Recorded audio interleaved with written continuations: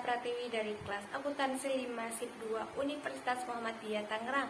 Di sini saya akan menjelaskan materi tentang stakeholder teori dari mata kuliah Teori Akuntansi.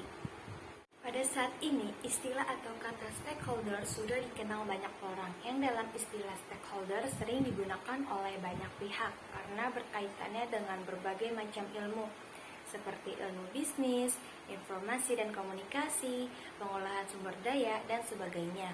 Dan banyak lembaga sekali, lembaga publik yang menggunakan istilah ini dalam proses pengambilan keputusan dan di saat implementasinya. Stakeholder adalah suatu masyarakat kelompok, komunitas, ataupun individu manusia yang memiliki hubungan dengan kepentingan terhadap suatu organisasi atau perusahaan. Suatu masyarakat, kelompok, komunitas, ataupun individu tersebut dapat dikatakan sebagai stakeholder jika mereka memiliki karakteristik seperti memiliki kekuasaan dan kepentingan terhadap organisasi atau perusahaan. Atau definisi dari stakeholder yakni orang yang memiliki minat maupun kepentingan di dalam suatu perusahaan. Hal ini bisa menyangkut kepentingan finansial atau kepentingan lainnya. Bila orang tersebut terkena pengaruh dari apa yang terjadi pada perusahaan, baik itu dampak negatif atau positif, orang tersebut dapat dikatakan sebagai stakeholder. Perkembangan teori stakeholder diawali dengan berubahnya bentuk pendekatan perusahaan dalam melakukan aktivitas usaha. Ada dua bentuk dalam pendekatan stakeholder menurut Budimanta DKK 2008, yaitu Old Corporate Relation dan New Corporate Relation. Old Corporate Relation menekankan pada bentuk pelaksanaan aktivitas perusahaan secara terpisah di mana setiap fungsi dalam sebuah perusahaan melakukan pekerjaannya tanpa adanya kesatuan di antara fungsi-fungsi tersebut. Bagian produksi hanya berkuat bagaimana memproduksi barang sesuai dengan target yang dikehendaki oleh manajemen perusahaan. Bagian pemasaran hanya bekerja berkaitan dengan konsumennya tanpa mengadakan koordinasi satu dengan yang lainnya. Hubungan antara pemimpin dengan karyawan dan pemasok pun berjalan satu arah, kaku dan berorientasi jangka pendek. Hal itu menyebabkan setiap bagian perusahaan mempunyai kepentingan, nilai, dan tujuan yang berbeda-beda bergantung pada pimpinan masing-masing fungsi tersebut yang terkadang berbeda dengan visi, misi, dan capaian yang ditargetkan oleh perusahaan.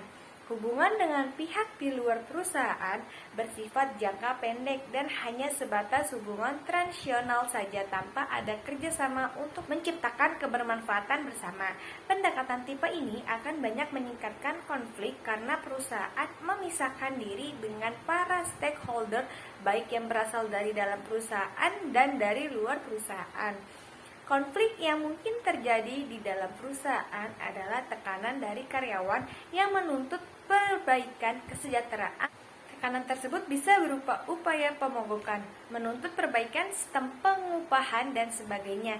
Jika pemogokan tersebut terjadi dalam jangka waktu yang lama, maka hal itu bisa mengganggu aktivitas operasi perusahaan dan mengakibatkan kerugian bagi perusahaan. Sedangkan konflik yang mungkin terjadi dari luar perusahaan adalah munculnya tuntutan dari masyarakat karena dampak pembuangan limbah perusahaan yang berpotensi menimbulkan kerugian signifikan bagi perusahaan apabila diperkarakan secara hukum. New Corporate Relation menekankan kolaborasi antara perusahaan dengan seluruh stakeholdernya sehingga perusahaan bukan hanya menempatkan dirinya sebagai bagian yang bekerja secara sendiri dalam sistem sosial masyarakat karena profesionalitas telah menjadi hal utama dalam pola hubungan ini. Hubungan perusahaan dengan internal stakeholder dibangun berdasarkan konsep kebermanfaatan yang membangun kerjasama untuk bisa menciptakan kesinambungan usaha.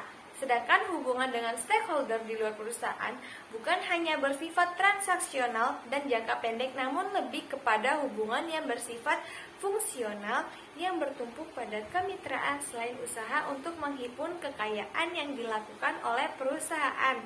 Perusahaan juga berusaha untuk bersama-sama membangun kualitas kehidupan eksternal stakeholder.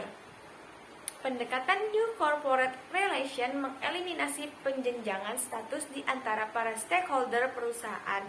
Seperti yang ada pada Old Corporate Relation, perusahaan tidak lagi menempatkan dirinya di posisi paling atas, sehingga perusahaan mengeksklusifkan dirinya dari para stakeholder, sehingga dengan pola hubungan semacam ini, arah dan tujuan perusahaan bukan lagi pada bagaimana menghimpun kekayaan sebesar-besarnya, namun lebih kepada pencapaian pembangunan yang berkelanjutan atau sustainability development.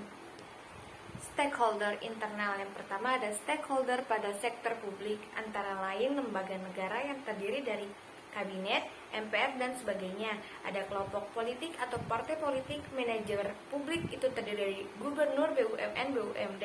Ada stakeholder pada sektor swasta, antara lain pemegang saham, manajer, karyawan, keluarga karyawan. Stakeholder eksternal itu stakeholder pada sektor publik, antara lain masyarakat pengguna jasa publik, masyarakat pembayar pajak, bank sebagai kreditor pemerintah. Yang kedua ada stakeholder pada sektor swasta, itu konsumen adalah raja yang mempunyai hak untuk memilih barangnya sendiri. Pemerintah adalah penentu kebijakan, penyalur organisasi jaringan distribusi dan pemasok akan mudah berpisah bila tidak memuaskan. Semakin kuat pengaruh pers, semakin besar kemungkinan mereka menjaga jarak dari pengaruh bisnis. Klasifikasi stakeholder berdasarkan kekuatan, posisi penting, dan pengaruh stakeholder terhadap suatu isu. Stakeholder dapat dikategorikan ke dalam beberapa kelompok, yakni stakeholder primer, sekunder, dan stakeholder kunci. Sekian dari pemaparan materi dari saya, kurang lebihnya saya mohon maaf. Wassalamualaikum warahmatullahi wabarakatuh.